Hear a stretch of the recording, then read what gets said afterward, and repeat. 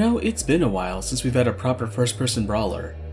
There are plenty of first-person shooters out there, and first-person walkers. But games in the first-person perspective that primarily focus on fisticuffs are few and far between. I could probably name most of them and you'd know what I'm referring to. Breakdown, Riddick, Xenoclash, Condemned. I'd say even Mirror's Edge counts if you're not running away from cops. It's understandable why the genre is so anemic. Not to downplay the work put into making them, but getting the feedback from weapon recoil animations down in an FPS is relatively easier than getting the feedback from punching animations down. You don't have to account for where the view model's head will be after reacting to a blocking enemy or getting staggered by a power attack. Most of the time, melee-focused combat is slower paced and restricted to small groups of enemy encounters. But what if you wanted an FPB that played less like Breakdown and more like ULTRAKILL?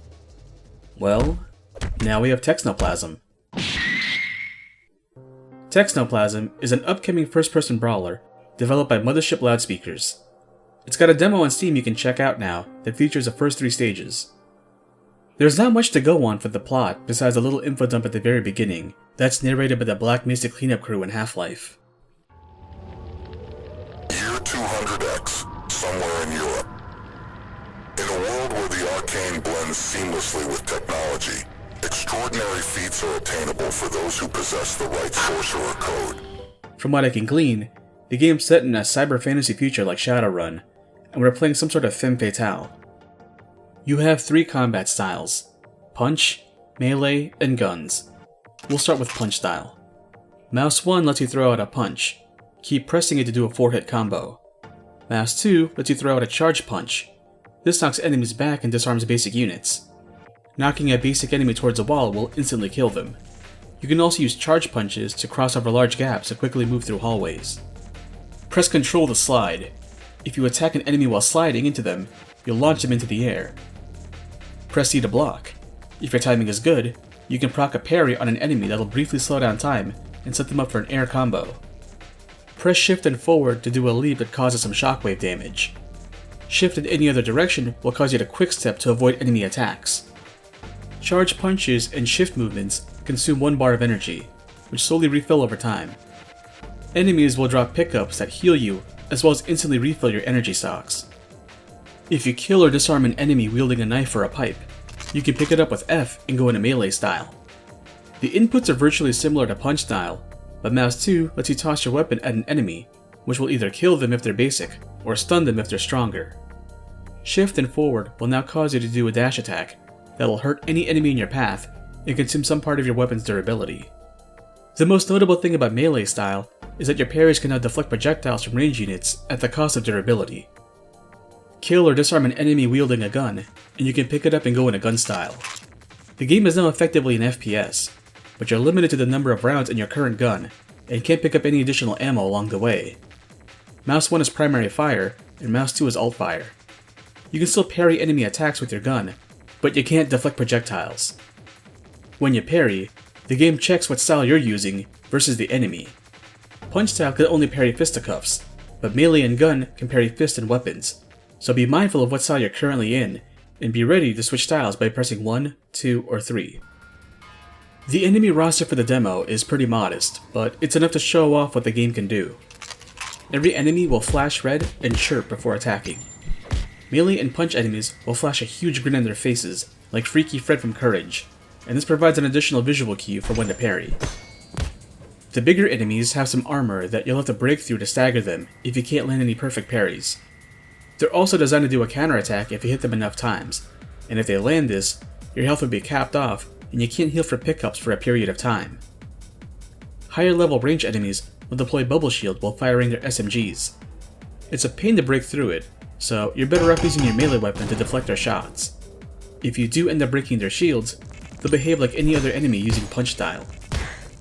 The game will tell you that enemies that have no soul will not drop health, and they're referring to the flying units in the demo. I assume there'll be more inhuman enemies added to the roster in the full game.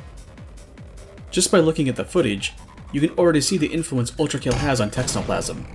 The pseudo-retro art style, the combo tracker, the score screen at the end of each stage. Ass! Funny enough, the parry animation in ULTRAKILL is in TEXNOPLAZM, but it isn't for parries, but for charge punches. The score screen at the end even provides additional challenges to encourage replay value, like an ULTRAKILL. It would be easy enough to write the game off as an imitator, but I think there's enough differences here to distinguish it as something more than an ULTRAKILL-like. To get the most out of ULTRAKILL's healing system, you have to be near an enemy while blasting them with a gun to get their blood.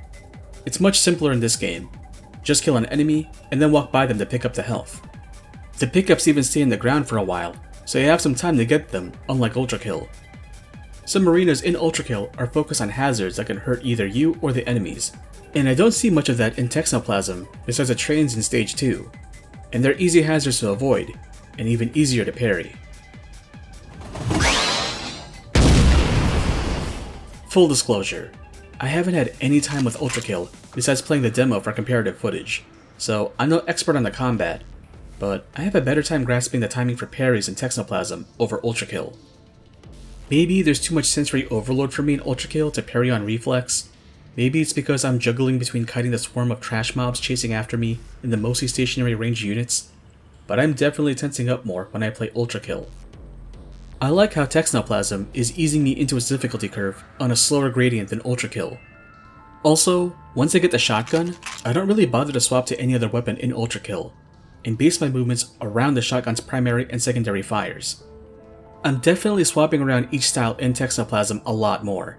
I've got the timing down for parrying punches, but catching melee weapons still takes some practice.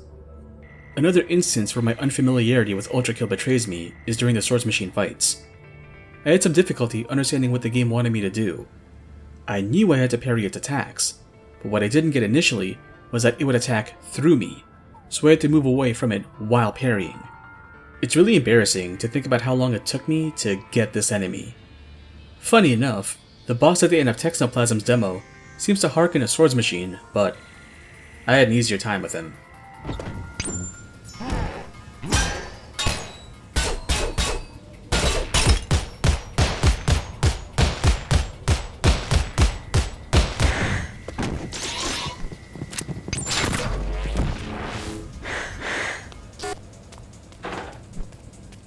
For 3 stages, I like what I see.